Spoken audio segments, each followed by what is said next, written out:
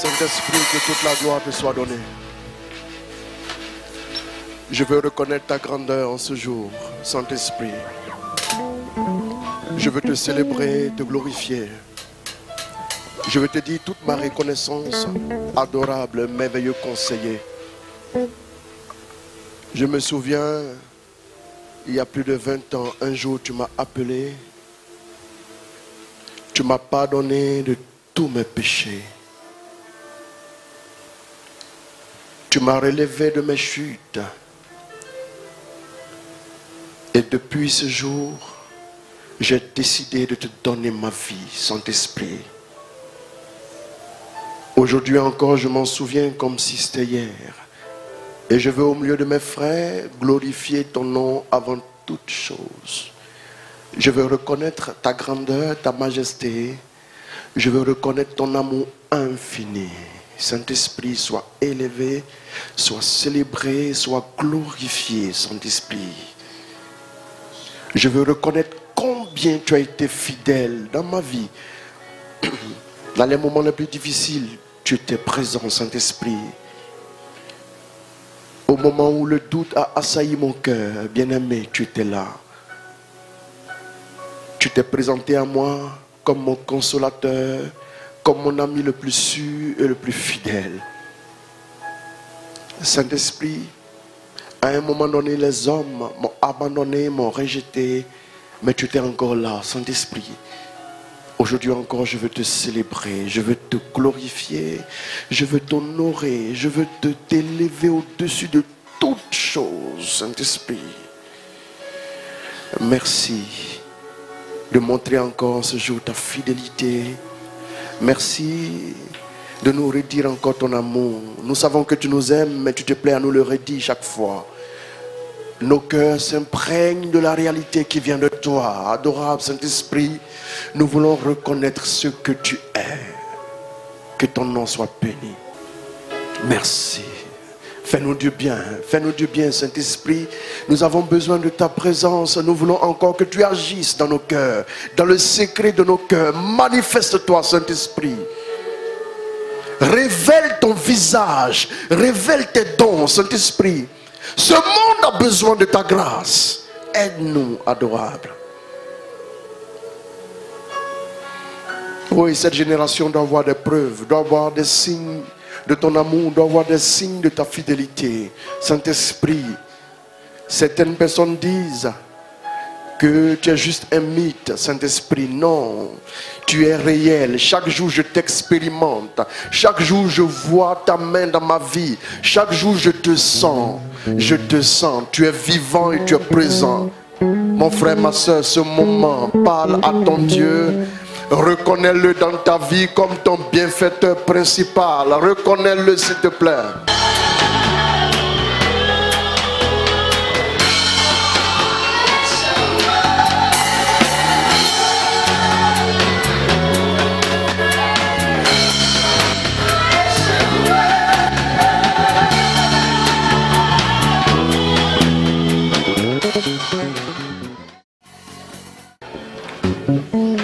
Oh, merci pour le bien que tu fais à mon frère et à ma soeur.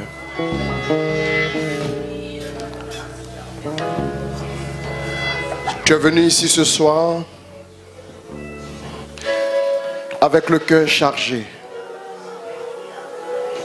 Mais le Saint-Esprit désire te décharger pour que tu retournes chez toi soulagé par sa grâce. Vous savez, le monde est en train de s'égarer, le monde est en train de sombrer. Enfants de Dieu que nous sommes, bien-aimés, nous avons une responsabilité. Nous devons nous lever avec l'évangile. Nous devons proposer. Nous devons présenter Jésus au monde. Ce n'est pas une religion que nous prêchons, mais c'est une personne que nous annonçons. C'est une personne que nous révélons à travers nos prédications, à travers nos temps de prière. S'il te plaît, Jésus désire te rencontrer. Sa grâce est disposée pour toi, mon bien-aimé. S'il te plaît, ouvre ton cœur pendant ce bref moment. Je veux te célébrer, Saint-Esprit. Merci pour ta grâce. Merci pour ta présence. Merci pour ton regard d'amour sur nos vies. Que pouvons-nous faire? Que pouvons-nous réaliser?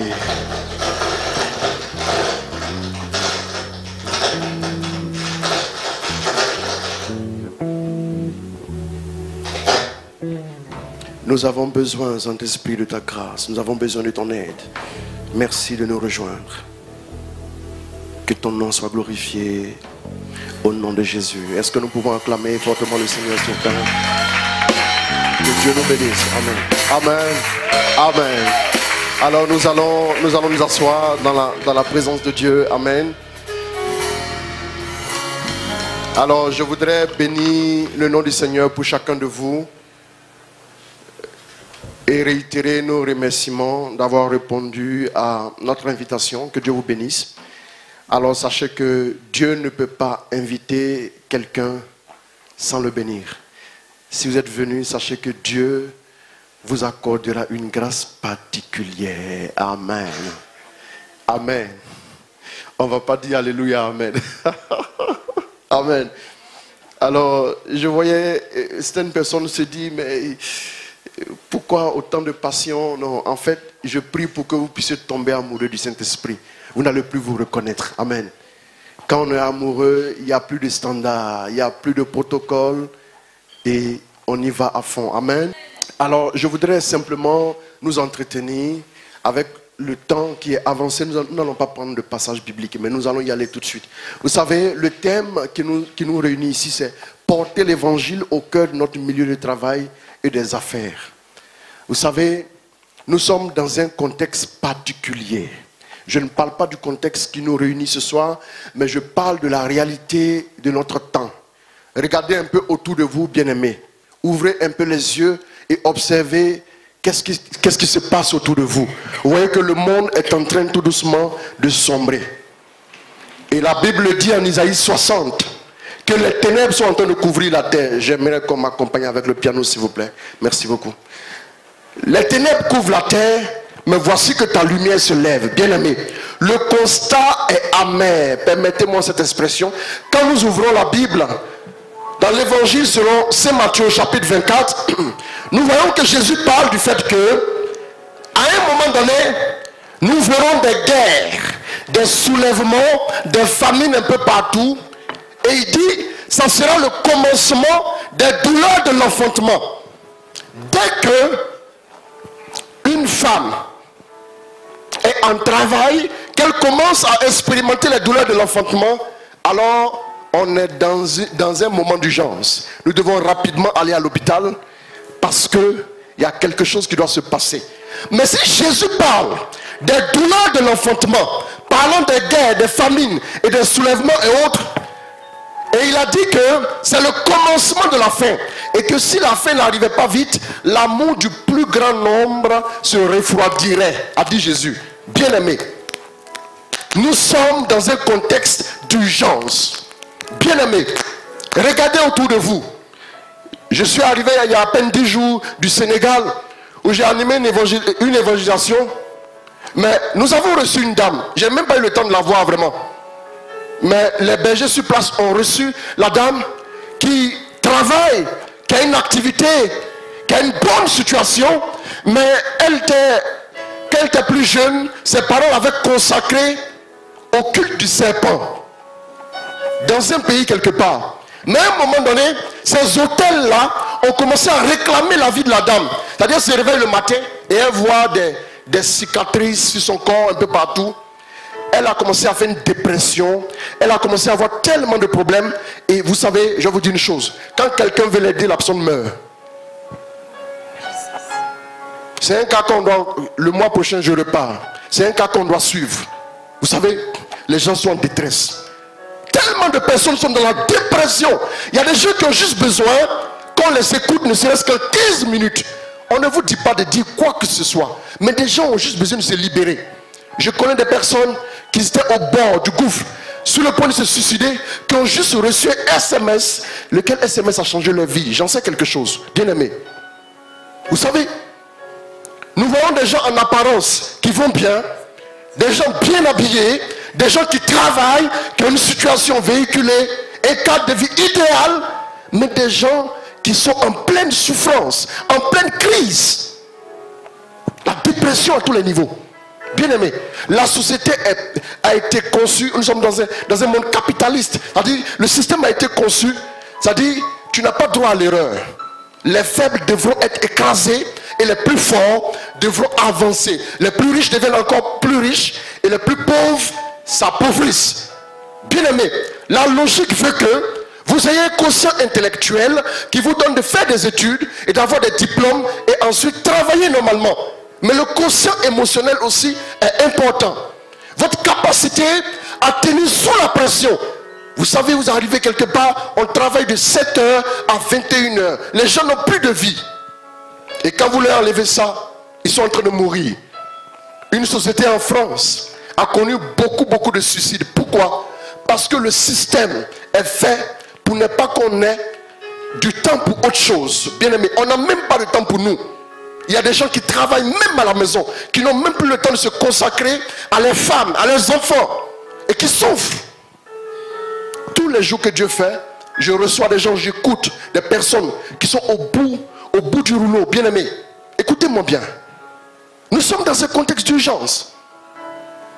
Il y a une de mes filles qui finalement s'est retrouvée être la mère spirituelle de son propre patron. Pourquoi? Parce que le monsieur a des problèmes. Les gens ont des problèmes. Les gens ne savent plus où mettre la tête. Ils souffrent.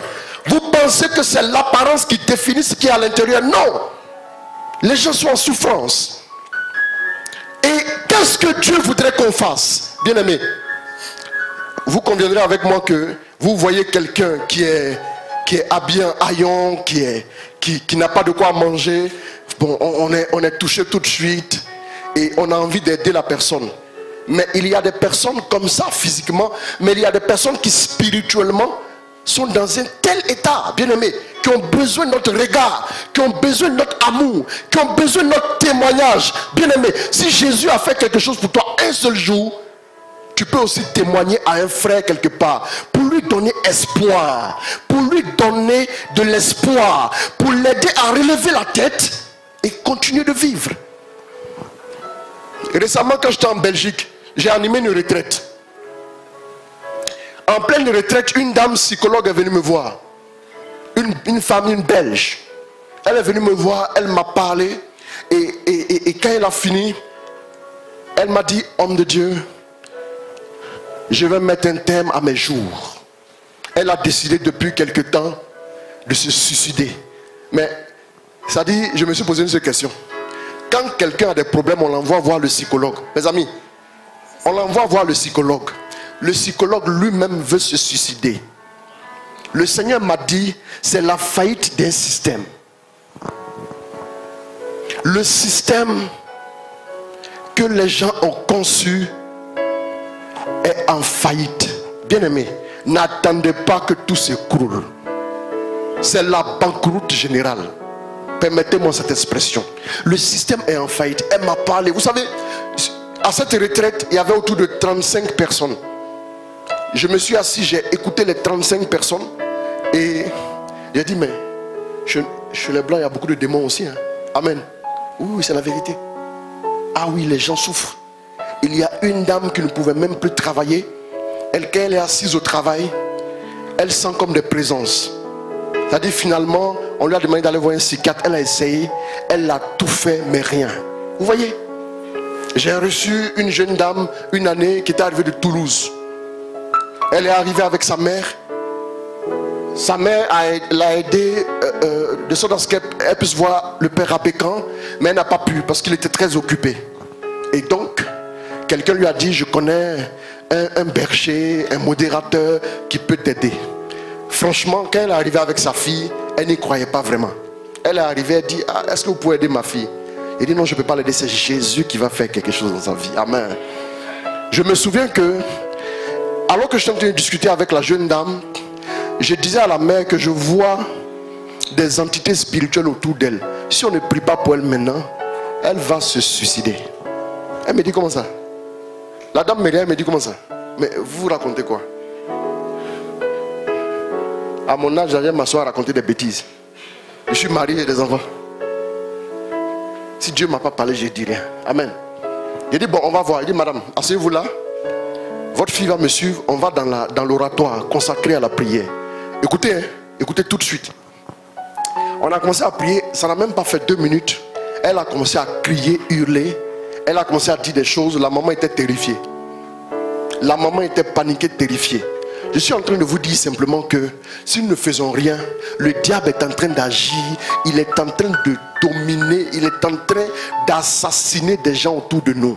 Il faut qu'on se lève, il faut qu'on puisse donner l'espoir à nos frères, à nos soeurs, dans notre environnement. Bien aimé, nous n'avons pas le choix. Si nous ne le faisons pas, il nous sera demandé des comptes. Vous savez, vous asseyez là, quelqu'un est en train de se noyer juste à côté, vous lui dites le salut est personnel. Vous serez attaqué en justice pour non-assistance. Voilà, que Dieu vous bénisse. Amen, amen, amen. Bien-aimés, Dieu veut nous voir à l'œuvre.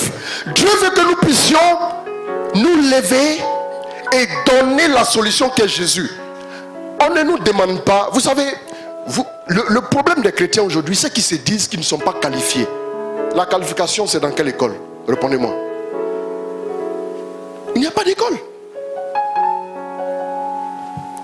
Moi je connais des gens qui sont juste chrétiens ordinaires, et parce que on les a vus une fois avec chapelet, on vient se confier à eux. Ah, faut m'écouter, faut m'aider. Et puis c'est devenu écoute spirituelle. Amen. Pourquoi? Parce qu'il y a trop de problèmes. Quand vous sortez du bureau, le temps d'arriver à la maison, vous avez des problèmes. Des gens parlent seuls.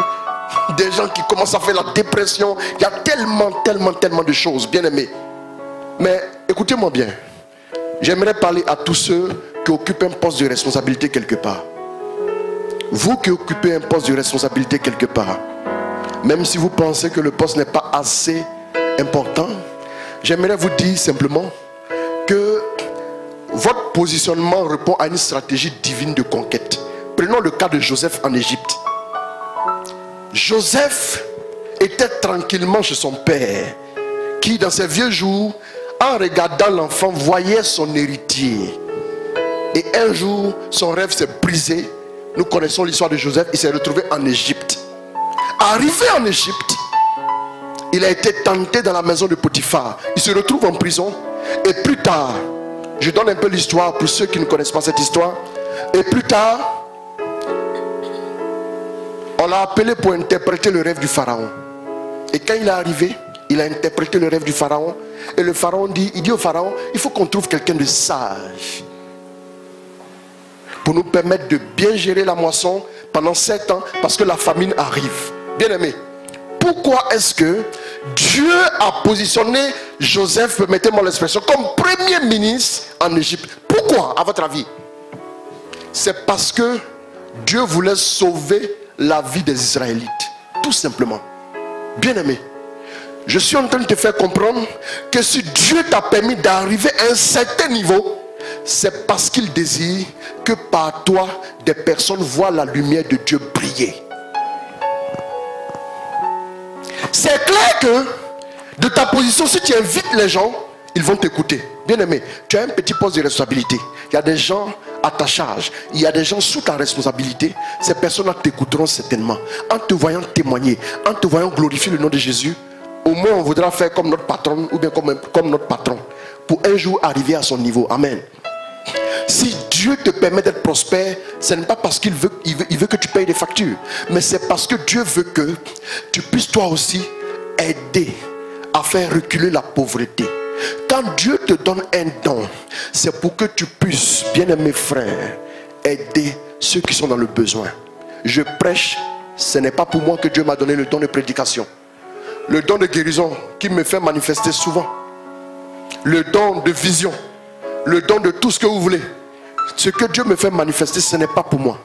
C'est pour que le peuple soit édifié. Vous savez, si vous ne pouvez pas donner cette solution-là aux gens, au moins orientez-les vers des personnes qui pourront les aider. J'ai certains enfants ici qui m'ont fait venir des personnes, des collègues, des amis. Pourquoi? Parce que ces personnes étaient en difficulté. Bien aimés, J'ai beaucoup de témoignages que je n'aimerais pas donner ce soir parce qu'on est pris par le temps. Tu es la stratégie de Dieu pour notre monde. Tu es la stratégie de Dieu. Écoute-moi bien. Matthieu 5, verset 14 nous enseigne, nous dit ceci. Vous êtes la lumière du monde. La Bible n'a pas dit vous serez bientôt la lumière. Écoutez bien, Jésus a parlé. Il n'a pas dit vous serez bientôt la lumière. Il n'a pas dit vous auriez pu être la lumière. Il dit vous êtes la lumière. S'il dit vous êtes la lumière, touche ton frère, dis-lui c'est trop tard, tu dois absolument briller. Il faut lui dire la vérité. Amen. Non, c'est trop tard, frère. C'est trop tard, tu n'as pas le choix. Tu n'as pas le choix. Maintenant, s'il vous plaît, localisez-moi dans cette salle où se trouvent les ampoules qui nous donnent la lumière. Localisez-les. Elles sont plus haut. Allez-y partout où vous voulez. Vous verrez, les ampoules sont toujours au-dessus des têtes. Si tu es vraiment la lumière, tu vas commencer à comprendre pourquoi Dieu veut forcément que tu sois à la tête. Amen. Parce que la Bible dit qu'on n'allume pas la lampe pour la mettre sous le boisseau. Frère, Dieu n'est pas un comédien. Dieu n'est pas assis au ciel pour organiser ton malheur sur la terre. Non, Dieu est assis au ciel pour voir ses enfants être sauvés. Notre vie a de sens que lorsque nous poursuivons une cause au-dessus du matériel. Permettez-moi de vous le dire. Vous le savez déjà, n'est-ce pas? Amen.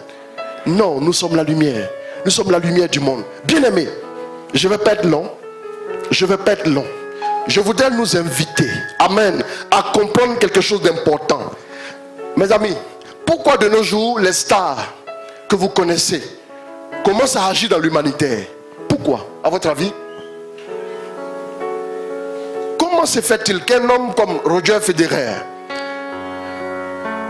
qui a 20 grands chelems à son actif, multimilliardaire, qui a plus de 100 tournois ATP à son actif, comment se fait-il que ce gentil monsieur suisse élégant se retrouve dans une école primaire en Namibie en train de discuter avec des enfants? À votre avis? Posons-nous des questions. Ça veut dire que tu peux tout avoir, mais l'épanouissement d'une vie, c'est de poursuivre une cause, c'est de poursuivre un but qui est au-delà du matériel. S'il te plaît. Pourquoi, à votre avis? On n'a pas encore ce qu'ils ont là. Mais pourquoi eux ils font ça? Quand on leur pose la question, ils disent ça fait vraiment chaud au cœur de voir qu'on arrive à donner de l'espoir aux gens. Waouh! Mais ceux qui ne sont pas chrétiens, finalement nous donnent le pion. Mais nous-mêmes les chrétiens, on est assis à réfléchir, à penser à nos factures, à notre avenir, à notre mariage. D'accord. Mais s'il vous plaît, allons-y au-delà de cela. Jésus n'est pas mort à la croix pour que nous puissions juste constater que notre compte en banque évolue bien. Non. Mes amis, faut qu'on sorte de notre zone de confort. Ce soir, dis à ton frère, sors un peu de ta zone de confort, s'il te plaît. Sors un peu de ta zone de confort. Amen. Non, tu es trop sérieux. Amen. Amen. Pourquoi? Regardez toutes les stars. Brad Pitt, Angelina Jolie, Beckham, David Beckham. J'ai vu même une image de Beckham où il est en jean, torse nu, en train de jouer au foot avec des enfants en Afrique. Waouh. Parce qu'il sait que sa seule présence donne du réconfort. Il va apporter un soutien matériel. Bien aimé. Le pape François a parlé des œuvres de miséricorde. Il y a des œuvres de miséricorde spirituelles. Et il y a des œuvres de miséricorde temporelles. Les œuvres de miséricorde temporelles, c'est ce que nos amis font avec leur fondation. Ils vont aider des enfants à être scolarisés et tout. Mais les œuvres de miséricorde spirituelle, c'est le fait de prodiguer par exemple des conseils à un frère, d'écouter un frère qui est en détresse, qui a besoin d'une attention. Vous savez, il y a des gens qui ont juste besoin d'un regard sur leur vie. Même dans l'avion, des gens se confient à moi. Je ne sais pas comment ça se fait. Même dans l'avion. Ouais. Tout simplement parce que j'ai dit à Dieu que j'étais disposé à faire ce que tu voulais. Vous savez, cette bouteille d'eau, elle est à la table jusqu'à ce qu'il n'y ait plus d'eau à l'intérieur. Quand il n'y a plus d'eau, on la balance à la poubelle. Ce qui fait ta valeur, c'est Dieu en toi. Si Dieu te quitte, tu vas à la poubelle tout de suite, frère. Si Dieu te quitte, direction poubelle. Attache-toi à Dieu. Essaie de voir comment, à ton humble niveau, tu peux aussi apporter ta petite contribution pour que des gens soient sauvés quelque part. Tu vas donner un sens à la vie des gens. Vous savez, nous sommes des acteurs peut-être de premier plan. Hein. Je dis que l'évangélisation aujourd'hui n'est pas confiée seulement aux prêtres. Hein. Ça, je vous dis la vérité. Parce que vous n'allez pas voir un prêtre au tribunal, vous n'allez pas voir un prêtre dans l'armée, vous n'allez pas voir un prêtre dans un cabinet, vous n'allez pas voir un prêtre dans une société quelconque. Lui, il est à l'église là-dedans. Ce sont les laïcs. Quand vous lisez Évangile Nunciandi, qui est un document, une exhortation apostolique, permettez-moi, excusez-moi, c'est un peu de théologie, une exhortation apostolique du pape Paul VI en 1976, il dit que la nouvelle évangélisation se fera par les laïcs. Vous et moi, nous sommes des laïcs. Frère, tu es directeur quelque chose dans une société, c'est vrai, tu as un peu, c'est vrai, tu es bien, tu es chic, tu es frais, tu es bien, gloire à Dieu. Mais écoute, non, pour parler comme les jeunes, attends, écoute, mais ta fraîcheur n'a pas profité à quelqu'un d'autre, amen. Quand les gens te verront, non mais le gars il est chic, hein. Il y a une jeune dame qui est venue à une de nos veillées, elle dit, à l'époque j'ai prêché, elle dit non, moi j'ai bien m'engager à Dieu. Pourquoi? Elle dit, mais regardez le gars comme il est chic, parlons de moi. Qu'est-ce que celui-là Jésus l'a pris? Jésus aime les bonnes Jésus aime les bonnes choses, bien aimé. Tu es bien, c'est vrai, gloire à Dieu. Tu fais ce que tu peux, mais tu peux encore faire plus. Tu peux encore faire plus. C'est l'objectif de ce dîner. Pour nous dire, ou bien pour nous rappeler, s'il vous plaît, que nous avons un rôle à jouer dans l'évangélisation. Je termine en vous disant ceci, mes frères, mes soeurs. Le pouvoir de Dieu est déjà en nous. Le pouvoir de Dieu est déjà en nous. Par le baptême que nous avons reçu, par la confirmation que nous avons reçue, nous sommes configurés au Christ.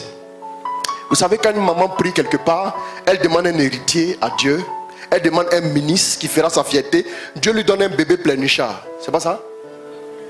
Pourquoi c'est comme ça?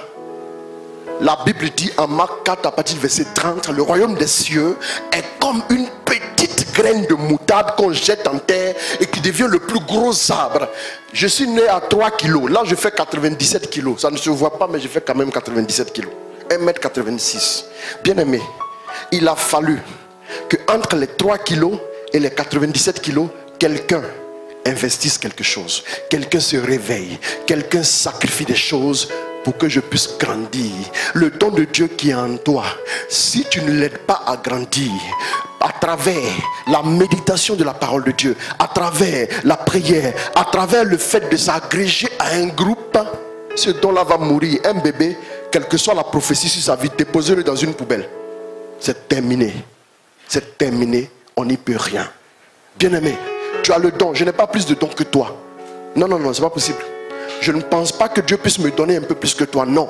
C'est seulement que tu dois prendre conscience. Un jour, en Acte 3, verset 6, Pierre et Jean avançaient au temple. Un homme était assis à l'entrée et il les regardait attendant de recevoir quelque chose. Ils ont dit, nous n'avons ni or ni argent, mais ce que nous avons, nous te le donnons au nom de Jésus. Lève-toi et marche. Cette image est belle parce que nous n'allons pas donner que le matériel au monde, mais nous allons donner au monde de l'espoir. Cet homme se sentait tellement indigne, il se sentait inférieur, même complexé, et les apôtres lui ont donné l'espoir, ils lui ont donné la guérison.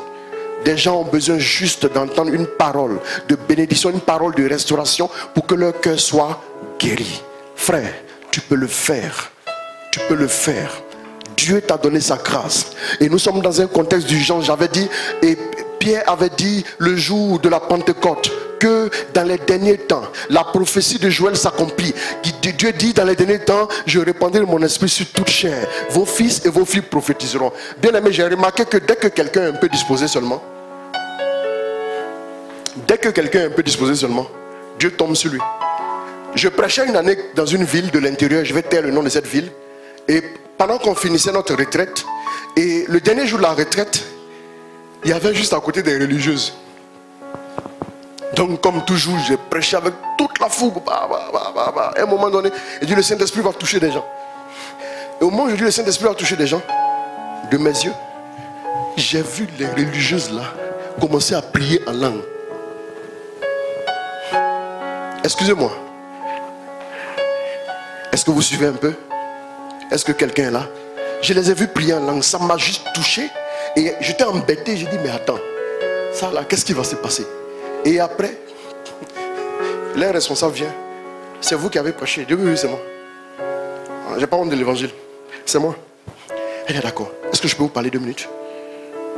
Est-ce que vous pouvez venir chez nous à Abidjan, à tel endroit, faire la même prière? J'ai dit quoi?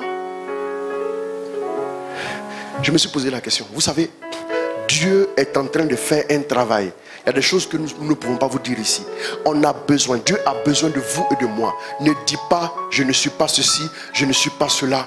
J'ai vu que même des religieuses ont commencé à manifester des choses qui étaient réservées, dit-on, au renouveau. Dit-on. Ça veut dire que Dieu veut qu'on sorte de notre zone de confort, qu'on sorte de notre cadre et que nous puissions aller vers nos frères. Mon frère, ma soeur, je vais terminer en te disant ceci. Tu dois témoigner de Jésus. Tu dois témoigner. S'il a fait un jour quelque chose de bon pour toi, alors tu peux le dire haut et fort. Juste ce petit témoignage est suffisant pour que Dieu puisse bouleverser des cœurs. Au sein du séminaire des travailleurs, ici, c'est ouvert à tout le monde. Chacun peut définir le mode par lequel il va rester attaché à ce groupe. Ce n'est pas une obligation, hein, bien sûr. Mais vous avez oublié de mentionner que nous avons initié aussi le séminaire au Sénégal, à Dakar. Nous avons eu la première édition en janvier dernier. Et nous nous préparons aussi, nous bénissons le Seigneur dans un hôtel de Dakar. Les gens ont vraiment répondu, Dieu les a visités. Et nous sommes en train d'essayer de mettre en place un réseau de chrétiens. Excusez-moi, ne soyez pas choqués, parce que nous avons tendance à croire que quand vous êtes au bas de l'échelle, il y a beaucoup de chrétiens, mais quand vous commencez à aller plus haut, les chrétiens deviennent de plus en plus rares.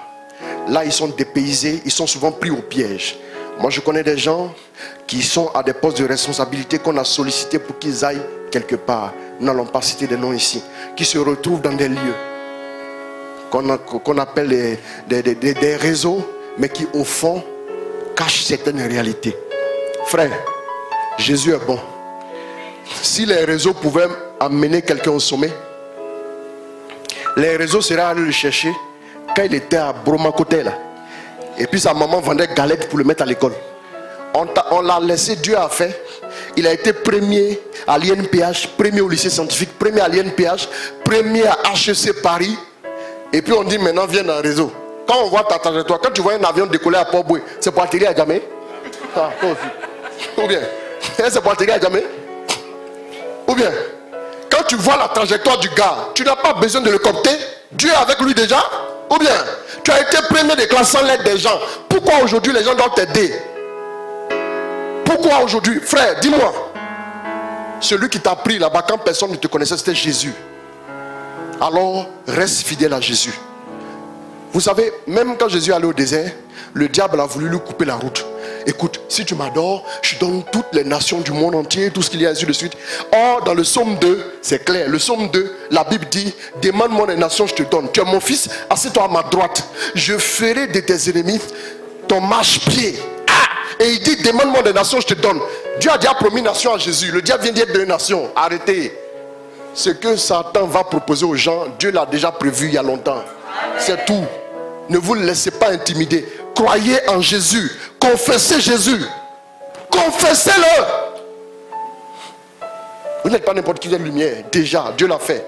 Alors, que les gens ne vous mettent pas dans des systèmes. Et puis après, c'est bizarre. Amen. Que Dieu vous bénisse. Que Dieu vous bénisse. Que Dieu vous garde. Que Dieu vous bénisse. Amen. Amen. Amen. Alors on va juste baisser la tête un instant.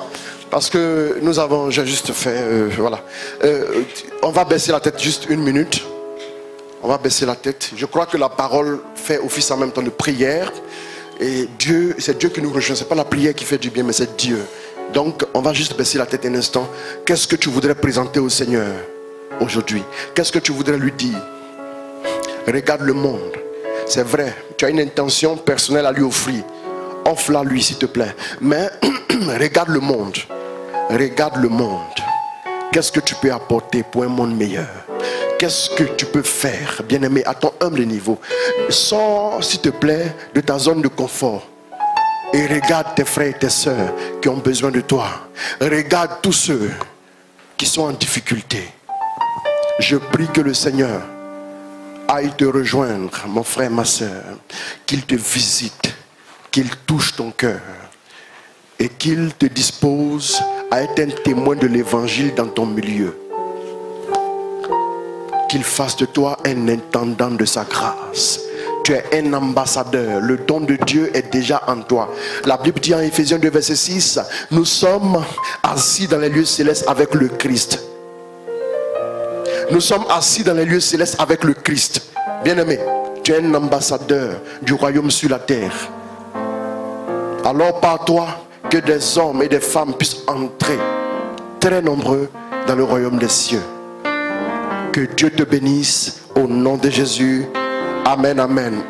Et nous allons bénir en même temps le repas au nom du Père, du Fils et du Saint-Esprit. Père, nous te bénissons. Merci pour ce beau rendez-vous que tu nous donnes. Nous te prions d'étendre ta main, de bénir ces mets que toi-même nous offres. Que ta grâce descende sur ces repas et que nous puissions recevoir des forces afin de demeurer dans ta grâce.